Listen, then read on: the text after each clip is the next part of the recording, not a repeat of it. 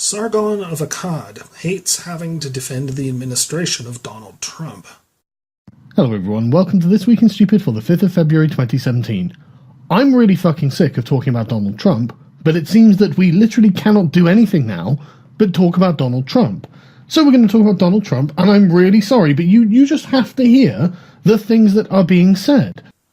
Jonathan Pye hates having to defend the administration of Donald Trump. And you lose the argument. It's a gift to Trump. How fucking thick do you have to be to hand Trump the moral high ground? With everything he and his ultra-conservative posse are up to hand them the moral high ground, it's unforgivable. Something tells me that Snopes.com isn't happy about having to defend the administration of Donald Trump. And I'm not happy about it either. Not that it's defending Donald Trump per se, it's about trying to keep political discourse open and reasonable. Scrutiny and criticism of Trump will be more effective in the long run if it's not so marked by sensationalism and hysteria. People are going to start rolling their eyes whenever the Huffington Post, CNN, or any of the rest of them pound their Trump is evil Hitler drum. And the ironic result of that is that eventually Trump will gain greater leeway to act. I would suggest to the chattering classes that they go back and read that old Aesop story about the boy who cried wolf. As recently as a few months ago, I was rather proud of the fact that hysterical paranoia surrounding the sitting president was a right-wing specialty. Sure, Bush derangement syndrome did have its excesses, but nothing that could compare to the Tea Party or InfoWars-type nonsense asserting that Obama was a Muslim, Obama was a communist, Obama was a non-citizen, Obama was the Antichrist. And for those of us with a few more years under our belts, Bill Clinton was an evil commie coming to take everybody's guns away too. And it goes back a lot further than that. Further than Reagan and the paranoid moral majority back in the 1980s accusing my favorite heavy metal records and role-playing games at the time of being satanic.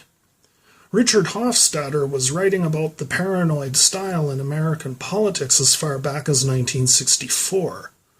To say nothing of McCarthyism, the John Birch Society, the American Mercury magazine, the craziness of which drove William F. Buckley to leave it and go and start the National Review in the early 50s.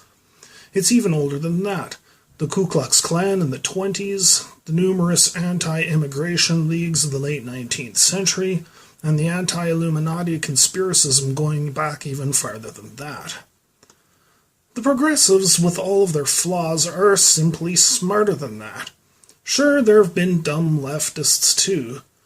The degeneration of the Communist Party USA into mere mouthpieces for the Kremlin, the carrying around of pictures of Chairman Mao and fetishizing of third world dictators among the new left, Herbert Marcuse's doctrine of repressive tolerance and the related concept of power plus prejudice to emerge out of the radical surge of the late 60s, the personal becoming political among the anti-heterosex feminists of the 70s and 80s, the emergence of political correctness in the 1990s, the apologetics for and palling up with regressive Islamism during the Bush years, this carrying on to the present day, and the emergence of the social justice warriors in the last decade or so.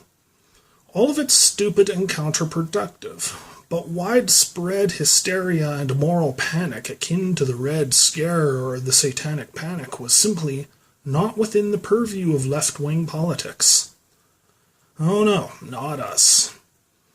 Then 2017 happened. Antifa riots in D.C. following Trump's inauguration destroy, among other things, a limousine belonging to a Muslim immigrant whose livelihood may have been lost as a result. At last count, 231 people all told were arrested. And then, of course, there was the disastrous UC Berkeley Meltdown, in response to Milo Yiannopoulos' speaking tour, causing an early estimate of $100,000 of damage and sporadic reports of injuries. Though the worst of what we've seen thus far, these are not isolated incidents either. Suddenly, the special snowflakes on Tumblr don't seem like such a big deal now, don't they? I've had personal experience with these Antifa characters. I moderate several alt-left Facebook groups, and, quite suddenly, almost as if on cue, they're spamming every leftist social media space with bland calling-outs of liberals who refuse to endorse black bloc tactics, with some even going as far as to call liberals fascist sympathizers. I don't brook a whole lot of this. They get banned right quick if they descend to such foolishness as to believe that smashing store windows, lighting garbage cans on fire, or pepper spraying unarmed civilian protesters is some kind of valiant resistance to fascism, on par with the British RAF in the summer of 1940 or the Red Army in Stalingrad circa December 1942. Seizing the means of production, these anarchists and communists are not. Don't major in political science. That would be my counsel to these Antifa apologists. If Antifa and actual Nazis ever do end up in a real clash, can I guess it will be over who hates liberals more? Do I need to actually say why it is these black bloc tactics are stupid? Do I have to explain why no platforming is stupid? Do I have to explain why attacking peaceful civilians, not actual Nazi skinhead gangs, that are really causing trouble like Antifa was established to do, but nothing beyond normies wearing Make America Great Again caps, is stupid? Do I have to explain why smashing store windows and burning your own campus and urban core to the ground is stupid? Do I have to explain why behaving this way in front of the whole world, due to the reach of social media, is stupid? Let the recent spike in Milo's international profile and book sales answer that question. There's now a petition circulating to have Antifa declared a terrorist organization, which at last count has 50,000 signatures to it. And I don't blame the circulators or the signatures of this petition one bit. What's suspicious about this is that, like every other regressive left-wing fad, from privilege theory to Islamophobia to just about any manufactured social justice grievance you can think of, cultural appropriation, safe spaces, trigger warnings, men complimenting women as harassment, attacks on due process for men accused of sex crimes, and so on, its emergence seems strangely choreographed.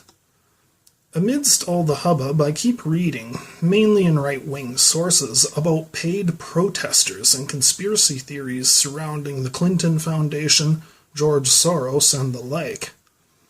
I used to just scoff at such tinfoil hat talk. Now I'm not so sure. Regressive left stupidity emerges in all kinds of places almost spontaneously and spreads like wildfire before reasonable people have even begun to respond, by which time the media coverage has long since moved on. The silver lining, if there is any, is that liberals are now being bashed from the left for a change. This might just be the wake-up call they need. But then again, the emergence of political correctness was supposed to be a wake-up call. The excesses of online social justice warriors was supposed to be a wake-up call. Trump's victory was supposed to be a wake-up call. And as I've recently said elsewhere, the center-left has been hitting snooze on the alarm for a very, very long time now. Instead, the regressive left just keeps doubling down on the regressive.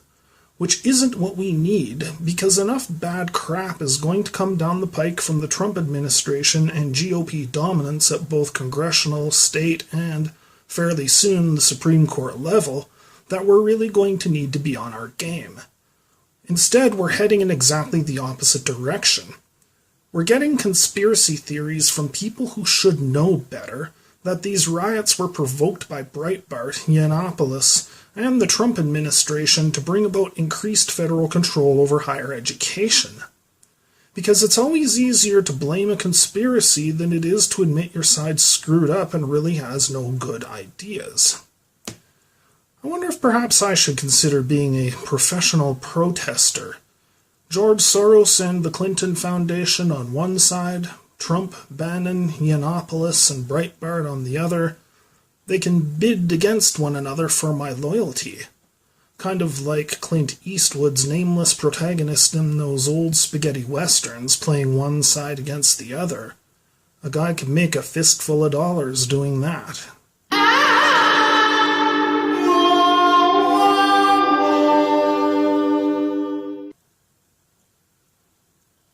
I have no love of censorship and certainly balk at the prospect of government control over curriculum in higher education.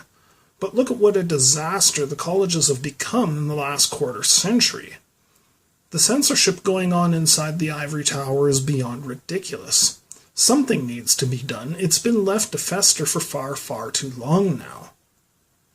More seriously, trying to talk to left-leaning people about the idiocies present on their own end of the political spectrum reminds one of the words of Charles Mackay in his 1841 opus, Extraordinary Popular Delusions and the Madness of Crowds. Men, it has been well said, think in herds. It will be seen that they go mad in herds, while they only recover their senses slowly, and one by one. Is it too much to ask my fellows on the left that we think and scrutinize a little more, and goose-step along with the party line, and follow baseless and stupid fads a little less?